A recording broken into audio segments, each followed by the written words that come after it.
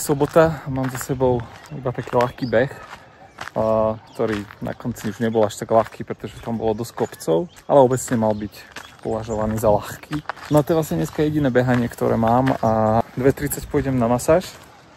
Som si bol práve zajednať u miestneho maséra Paula a cez obed by sme sa chceli ísť ešte vlastne pozrieť na miestny market, ktorý vlastne je vždycky v sobotu v centre Itenu a je to celkom zaujímavé.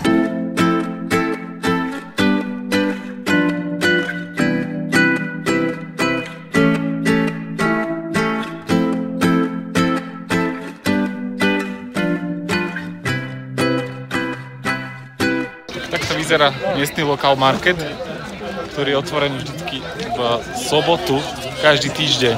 Dajú si tu vlastne kúpiť všetky druhy oblečenia, všetky druhy topánok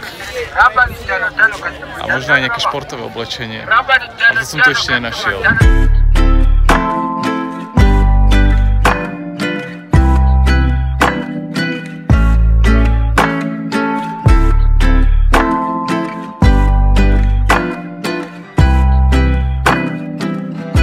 Konečne idem z masáže, ktorá trvala 1,5 hodiny. Bola extrémne intenzívna. Venoval som mojim nohám asi hodinu a potom ešte pol hodinu môjmu chrbtu a krku. Všetko samozrejme mám extrémne zatuhnuté, takže to bolelo dvojnásobne. A som po dnešnom behu a tejto masáži som úplne zdevastovaný. Normálne ledva chodím. Nikdy som na takejto masáži nebol. Nie som si istý, či ešte znova pôjdem, ale ak to pomôže mojim nohám a mojim bolestiam pri behaní, tak to asi ešte budem musieť absolvovať. Ale bude to náročné objednať sa znova. Uvidíme.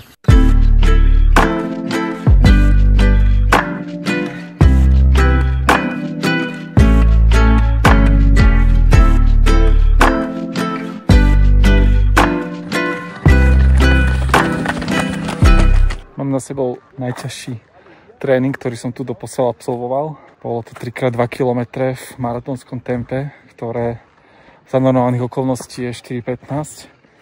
Ale dodržať tu 4:15 tempo je výrazne zložitejšie. Tepy som mal okolo 170, ale rozdiel je v tom, že pri takýchto tepoch sa tuto prakticky nedá dýchať a človek sa snaží získať nejaký vzduch, ale je to náročné, takže preto tieto sessions sú celkom zatiaľ veľmi zložité. Ale som rád, že sa mi to nejakým zázrakom podarilo celé absolvovať, aj keď som už pri posledných metroch hodne umieral, ale všetci tí Keňania, ktorí behali okolo, asi tak o 2 minúty rýchlejšie na kilometr, ma celkom vybudili, aby som aj ten posledný interval dokončil.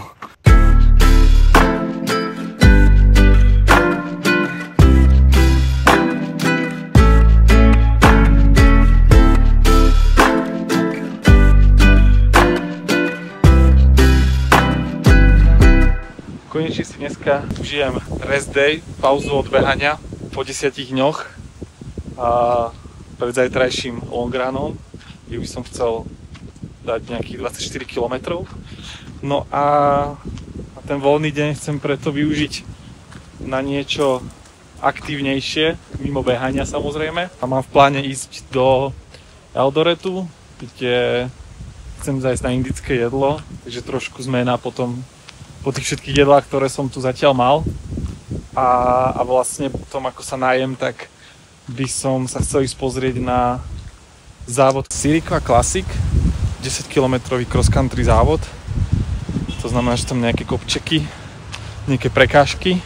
Mali by tam byť najlepší bežci z Kene, možno aj nejaký zahraničný, tak uvidíme. No a do Eldoretu vlastne idem na Matatu, čo trvá asi tak hodinku. A potom na ten závod by som pravdepodobne mal ísť na motorke, miestnym motorkárom, ktorý ma snáď odveze už priamo na to dejisko.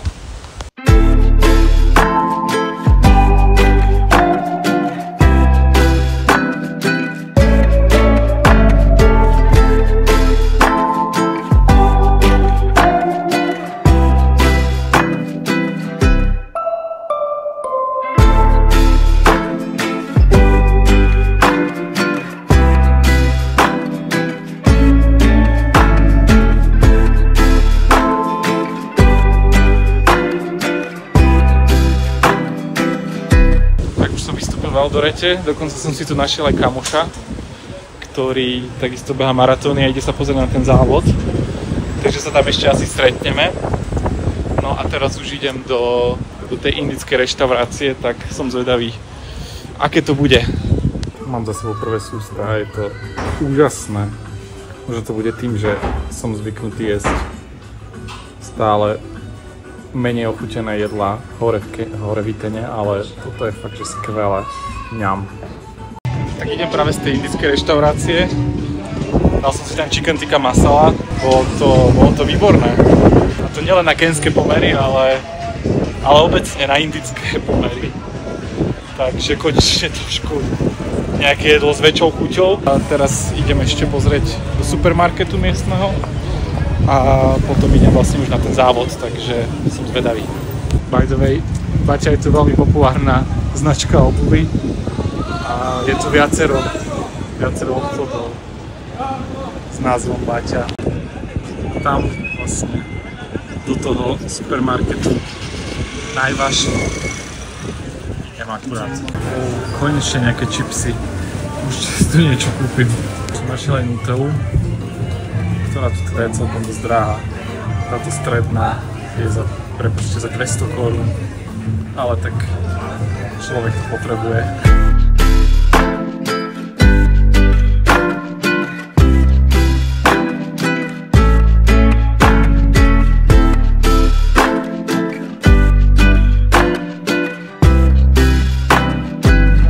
Motorka ma doviezla až na miesto toho závodu. Vyzerá to tu trošku jak na majstrovstvá sveta v Metlobale, Harry Potterovi. Ale fajn, som zvedavý, čo to bude zač. Už sa tu so mnou aj fotili. Dám si tu ako celebrita. Som tu asi zatiaľ jediný biely, ale verím, že to zmení čoskoro.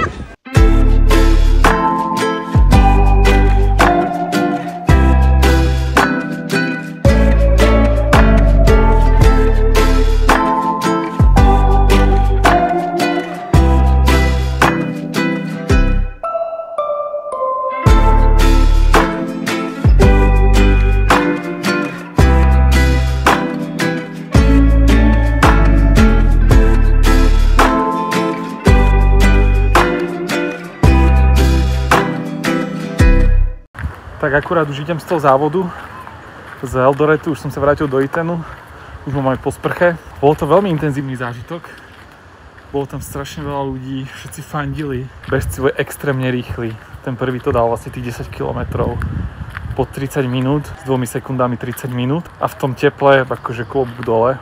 Celkovo to bol úžasný zážitok, vidieť vlastne všetkých Keňanov po kope, ako tam proste bojujú o prvé miesto v 10-kilometrovom behu.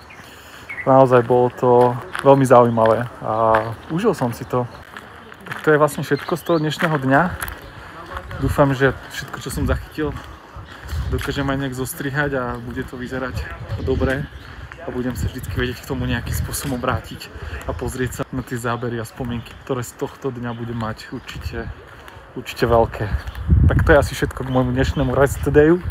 A zajtra už ma čaká long run na Melbourne Road. Takže sa veľmi teším.